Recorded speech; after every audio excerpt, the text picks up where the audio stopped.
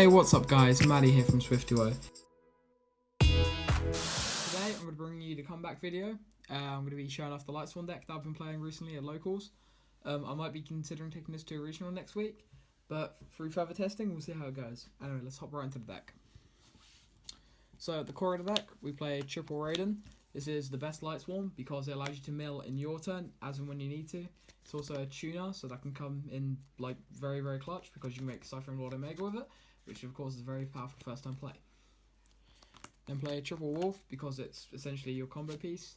Like, it gives your Minerva's value, so when you mint Minerva, you mill, you draw some cards, you summon a wolf, it allows you to make a rank 4. Play 2 Lila because I believe popping dimensional barriers and scales is very important. Essentially, if your opponent has a lot of backrow or an anti-spell fragrance, it's very important to destroy it so your players can go through. That's it for the Lightsworn engine. Next up, we play Triple Fairy Tale Snow. Probably the best monster in the deck on the sole basis that it's during each player's turn, not a once per turn Book of Moon. It can disrupt plays and it's a light spellcaster. It's also very big and it can allow you to go for game quite a lot. I then play Triple Tin Goldfish and Triple Gigabyte for the Water Engine.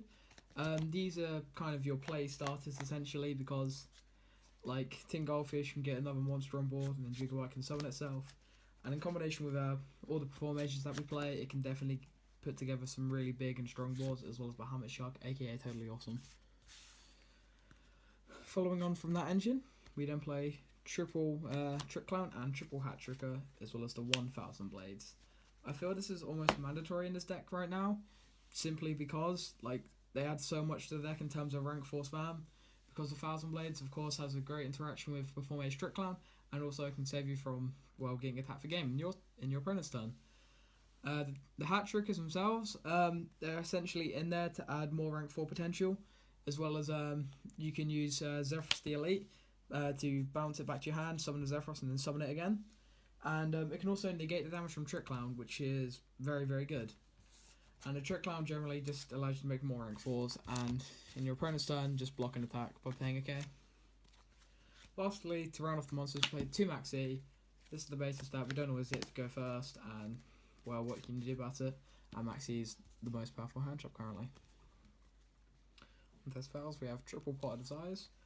I feel like Pot of Desires is mandatory in every single deck, bar some like old decks that have been hit on the ban list, but those decks are irrelevant in the current format anyway, so it doesn't matter.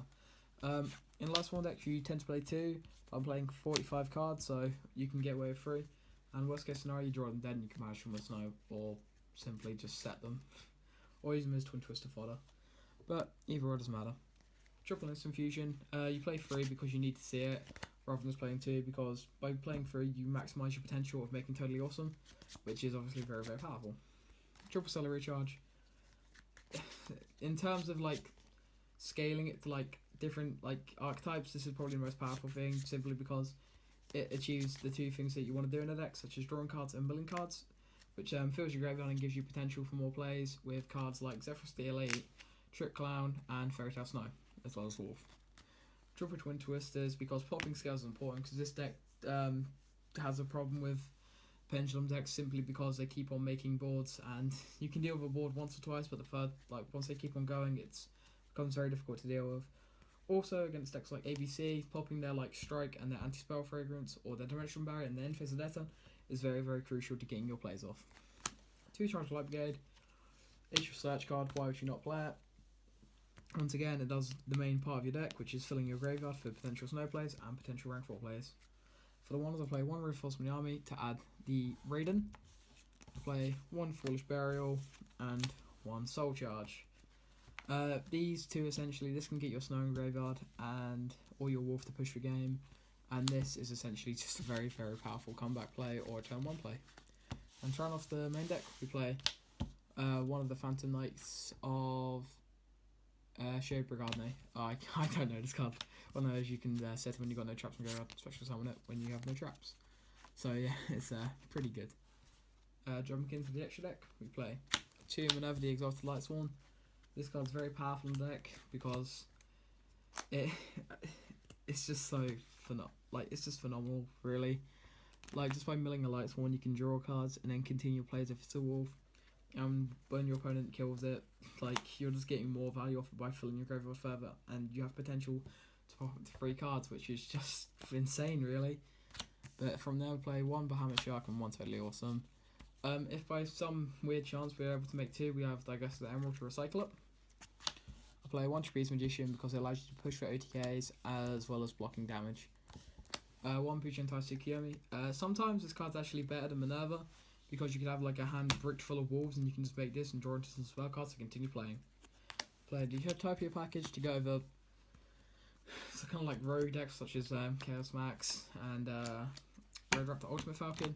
Also lets you push over their Buster and any cards that might be difficult to deal with otherwise, or floaters. Play 1 number 106 Giant Hand. The card's definitely very powerful still, like especially against DD, because if you get to go first, you can make this, and if the only play is to summon Kepler to get their gate, you can just simply negate the Kepler, and it's just like one of those cards where, as a first time play, it's just very strong because your opponent's got to play around it unless they've got a board wipe, but if it happens, it happens, you know. I play 1 Castell because it's almost mandatory at this point. It's best rank 4.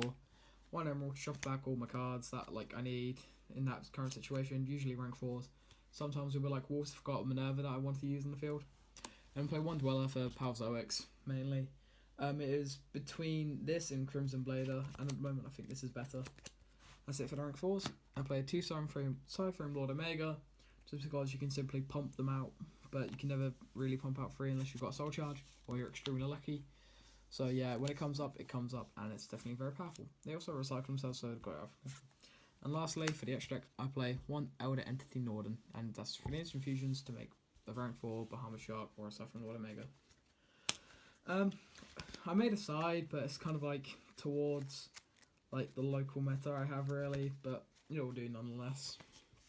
Play triple Denko for any kind of like really bad control or stun decks, but mainly for Palzoix, just because like if they set 5 and like they don't open a frog or something, you can just normal summon this and then you're gold and like they can't play. So triple system down for ABC.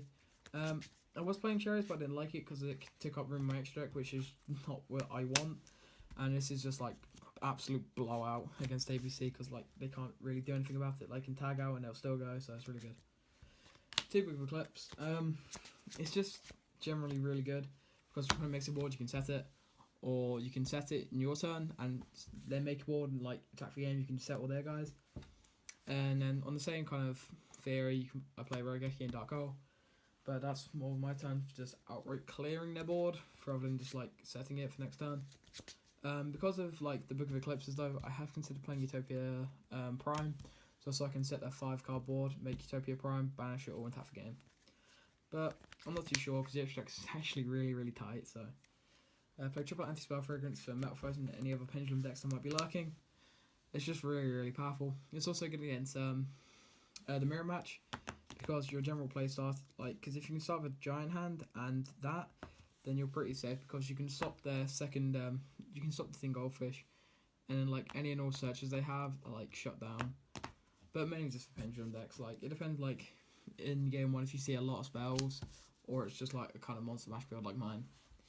And I play 2 Vention Barrier. I'll be playing 3, but I only have 2 unfortunately. But I'll be looking to pick up a 3rd one at some point. It's just really powerful at the moment. Like simply by like every single deck uses the extra deck or the Pendulum deck, so you can just simply shut down their entire turn just with 1 card, and that's just insanely powerful. But yeah, guys, that wraps up the deck profile.